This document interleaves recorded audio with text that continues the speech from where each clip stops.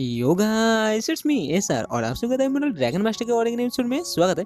लेकिन वीडियो में आगे उनसे पहले अगर आप लोगों ने अभी तक मेरे चैनल को सब्सक्राइब नहीं किया तो जल्द से कर दो और हो सके ना तो उस बेल को प्रेस करना ना भूलना ताकि नए नए वीडियोस का अपलोड ना आप लोगों के पास पहले पहुंच सके। जैसा कि पिछले वाले एपिसोड में हम लोगों ने देखा था, हम लोग जाओ के सामने ना अचानक से कहीं से तो एक बहुत ही पावरफुल ड्रैगन आके खड़ा हो गया था और जो देखने के बाद ना हम लोग जाओ तो बहुत ही डर गया था। लेकिन जिसे हम लोग का ग्रेनी देख लिया था क्योंकि तभी ना उन लोगों के सामने से जो जमीन था ना वो फोर्थ हुए या फिर वुडन टेंटिकल बाहर निकलते और इसे देखने के बाद ना वो ड्रैगन करे, अरे मैं तो बस ऐसे गुजर रहा था, मुझे माफ कर देना, मैं ना तुम्हारे बॉस को अटैक करने के लिए थोड़ी जा रहा था। और तभी पे जब इसे निकलते हुए टेंटिकल ना अचानक से एक पावरफुल मुक्के का आकार ले लेता है जो जाके सीधा वो जो ड्रैगन था उसके मुंह में जड़ जाता है और जिसके चलते ना वो ड्रैगन तो ऊपर उड़ ही जाता है और उड़ते उड़ते वो कहता है कि भाई कोई तो मुझे बचा लो। और यहीं पर एक ग्रीनी की तरह ही और एक एलिमेंट ड्रैगन को दिखा देता है जो कि यहाँ पे एक आइस एलिमेंट का ड्रैगन था जो कि यहाँ पे अपने एलिमेंट का पावर को यूज करते हुए ना हम लोग ग्रीनी का जितने भी टेंटिकल था उसे फ्रीज कर रहा था। और ये देखने के बाद ना हम लोग ग्रीनी तो बहुत ही गुस्सा होता है और गुस्से में आकर ना हमने जो फुल पावर है उसका यूज कर देता है जिसके चलते हैं उसके आसपास से ना बहुत सारे टेंटिकल निकलने लगते हैं और यहीं पर ही बहुत सारे टेंटिकल जाके ना उसे जो ड्रैगन था उसे पकड़ लेते हैं और इसी के साथ उसका जो खेला था ना यहीं पे खत्म कर देता है। यहीं पर ही हम लोग ग्रीनी को इतने आसानी के साथ एक लॉर्ड रैंक के ड्रैगन को मारते हुए देखने के बाद ना वो रिपोर्टर भी कह रहा था कि ये जो ड्रैगन है ना ये बहुत ही पावरफुल है। वैसे भी देखो तो कितने झटपट यहाँ पे पूरे स्टेडियम में यहाँ पे फॉरेस्ट ही फॉरेस्ट कर दिया जिसके चलते ना अभी अंदर का जो सिचुएशन है उसके बारे में हम लोग को तो इतू सा भी पता नहीं चल रहा है। यहीं पर ही बेचारी रिपोर्टर हम लोग का जो ग्रीनी था ना उसका विंग का जो एयर पे था उसके चलते ना उसका जो ड्रैगन था यहाँ पे डिस्प्ले हो जाता है और हम लोग का बेचारा रिपोर्टर ना आहिस्ता आहिस्ता करके नीचे लुढ़क रही थी। ये देखने के बाद अभी जाओ कह रहा है वही ग्रीनी तू आसपास देख के फाइट कर भाई। और यहीं पर ना हम लोग जाओ जल्दी करके वो जो ब्रांच है उसके ऊपर फुदकते हुए जो रिपोर्टर था ना उसके पास चला जाता है और जाके फाइनली वो रिपोर्टर को सेव कर लेते हैं। ये देखने के बाद रिपोर्टर कह रहा है कि थैंक यू मुझे सेव करने के लिए, लेकिन हम लोग जाओ कर अरे ये मर्द का एक ड्यूटी है, एक लड़की को ऐसे ही मैं छोड़ नहीं सकता। और तभी यहाँ पे नीचे से हम लोग क्यूआर सेट का जो यंग मस्ट है उससे दिखाया जाता है जो नीचे ना हम लोग ग्रेनी का जो टेंटिकल था उससे बचते हुए भाग रहा था और भागते हुए कह रहा है कि जाओ अगर तू मर्द है ना तो आके मुझे नीचे सामना कर। वैसे भी यहाँ पे भी इतने बुरे सिचुएशन में तू लड़की के साथ फाइटिंग करे। पर हम लोग जाओ ना ये सब कुछ सुन रहा था और सोच रहा था कि अभी मुझे क्या करना चाहिए। लेकिन तभी यहाँ पे सीन शिफ्ट होकर हम लोग एरिया का सीन दिखाया जाता है जहाँ पर कि एक एल्डर सा बंदा ये सब कुछ देख रहा था। तभी हम लोगों को इस बंदे के बारे में बताया जाता है जो कि क्यूआर सेट का वाइस लीडर था जिसका नाम था गुहे और जो ये बंदा नीचे भाग रहा था ना उसी का पिताजी था। तभी ये सोचता है कि मेरा बच्चा एकदम ना कराए, उससे ना एक छोटू सा काम भी नहीं होता। और तभी यहाँ पे हम लोग जाओ क्लब में पैट गुहे से कहते हैं ओह तो यहाँ पे अपने बेटे का खेला दिखा जा रहा है। वैसे भी तुम्हारे बेटे ने आज जो हरकत किया ना उसने यहाँ पे मेरे बेटे को मारने के लिए किया था। वैसे भी इतने सालों का तुम्हारा जो मेहनत था जिसके चलते तुम इतने दूसरा भी हो हम लोग क्लैन के आसपास आ तो सकते आज तो वो भी चला गया। जो सुनने के बाद ना वो बंदा डर ही जाता है और तभी वो बंदा यहाँ पे कहते हैं अरे माय लॉर्ड मुझे माफ कर देना, वैसे भी मुझे पता नहीं मेरा बेटा यहाँ पे ऐसा वैसा हरकत क्यों करे। वैसे भी मेरा बेटा बहुत ही अच्छा है, मुझे लग रहा है यहाँ पे ना बहुत सारे यंग लॉर्ड है उन लोगों के चक्कर में आके वो ऐसा वैसा हरकत करे, लेकिन अगर आप उसे इतना पैसा भी देते हो ना तब भी वो ऐसा बुरा हरकत नहीं करता। मेरा बेटा ना बहुत ही अच्छा है। तभी गुहे गए वाला बात सुनने के बाद ना हम लोग प्रैक्टिस करते हैं हाँ एकदम तुमने सही कहा, मेरा तो मुंह का बात तुमने चलिए। वैसे भी यहाँ पे जितने से रॉयल कलर के बंदे हैं ना सबके सब यहाँ पे डरपोक होते हैं और सब ना एकदम कचरे के माफिक होते हैं। जो सुनने के बाद मैडम यूगो तो यहाँ पे रूठ जाते हैं और कह रहे हैं तुम यहाँ पे क्या कर रहे हो, हम लोग के क्लैन के बंदे सब क्या है। तभी हम लोग प्रैक्टिस ना अपने नोज में उंगली करते हुए कहते हैं क्या तुमने नहीं सुना, मैंने कहा तुम लोग इस क्लैन के जितने भी बंदे हैं ना सब कचरे और इसी के साथ वो दो तीन यहाँ पे गाली बक देते हैं। जो सुनने के बाद बेचारी मैडम यूगो ना यहाँ पे बेहोश हो जाते हैं। तभी उसका बंदा कह रहे हैं तुम्हारा हिम्मत भी कैसे हुआ हम लोग रॉयल क्लैन के बारे में ऐसा वैसा बोल देगा। ये पहला बात सुनने के बाद ना हम लोग प्रैक्टिस कहते हैं अरे भाई मुझे ना बोलने में थोड़ा सा गलती हो गया और मैं इसे सुधारना चाहता हूँ। लेकिन तभी यहाँ पे जो मैम थी फिर से होश में आ जाते हैं जो देखने के बाद वो बंदा बहुत ही खुश हो गया था। लेकिन हम लोग पैट्रिक तो अपने बात को खत्म कर रहा था जहाँ पे वो कहता है कि मैं ना कहना चाहता था यहाँ पे जितने बंदे सब तो बेकार और कचरे है ही है, लेकिन यहाँ पे जितने सारे लड़की है खास करके ये लड़की मेरे सामने जो बैठी है ये एक ना बहुत ही बड़ी मोड़ है। जो सुनने के बाद ना मैडम को यहाँ पे बहुत ही गुस्सा हो जाते हैं, गुस्से में लाल पीले होते हुए कहते हैं क्या तुमने मुझे यहाँ पे मोड़ कहा। और ये सुनने के बाद ना अभी हम लोग पैट्रिक कहते हैं हाँ मैंने तो तुम्हें यहाँ पे मोड़ ही कहा, क्या तुमको अच्छे से सुनाई नहीं देता।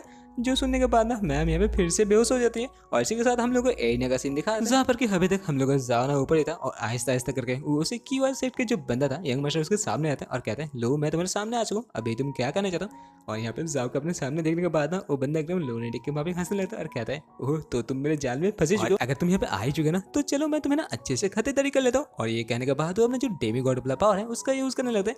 जो देखने के बाद वो रिपोर्टर कहते हैं अरे जाओ तुम देख के रहो। लेकिन यहाँ पे जब वो अटैक जाओ को लग नहीं पा रहा था सामने से एक ब्रांच आकर ना उस अटैक को यहाँ पे रुका देता है। और तभी हम लोग जाओ कहता है अरे बंदे मैं अगर तेरे जगह होता ना तो मैं मेरे पीछे चेक करता क्योंकि तेरे पीछे देख क्या आ रहा है, तो क्या यहाँ पे अंधा फंदा है। तभी दिखाया जाता है 2-3 ब्रांच ना आके उसी क्यूआर सेट के जो बंदा है उसे पकड़ लेता है और तभी वो देखने के बाद वो बंदा चिल्लाता है और कहता है तू यहाँ पे चीटिंग कर रहा है। तभी यहाँ पे ये देखने के बाद वो रिपोर्टर कहता है अरे ये ड्रैगन ना सच्ची में बहुत पावरफुल है, एक साथ दो को हैंडल करे। तभी यहाँ पे जाओ भी कहता है अरे ग्रीनी तो यहाँ पे आहिस्ता आहिस्ता बहुत पावरफुल होते जा रहा है, ऊपर तो बाकी सारे ड्रैगन के साथ फाइट कर ही रहा है लेकिन नीचे यहाँ पे मुझे भी यहाँ पे हेल्प कर रहा है। और तभी वो घूम के उसी क्यूआर सेट के बंदे से कहता है कि तुम क्यूआर सेट से हो ना, लेकिन वैसे भी क्यूआर सेट तो हम लोग के साथ थे, लेकिन तुम अभी मुझे अटैक करने के लिए क्यों आना, वैसे भी तुम्हारा बाप तो मेरे बाप का तलवे चाटता है ना। ऐसा वैसा हरकत देखने के बाद मुझे यकीन हो चुका है तुम ना रॉयल क्लैन के साथ जुड़े चुके हो और तुम्हें तो मैं मारूंगा। वैसे भी वो रॉयल क्लैन है जो मेरे भाई की मौत का जिम्मेदार है। जो सुनने के बाद वो बंदा चिल्लाते हुए कहता है मुझे सच्ची में पता नहीं तुम यहाँ पे किस रॉयल क्लैन के बंदे के बारे में बात करो, वैसे भी तुम्हारा जो भाई था ना वो एक मैच के दौरान मरा था, इसमें मेरा कोई हाथ नहीं है।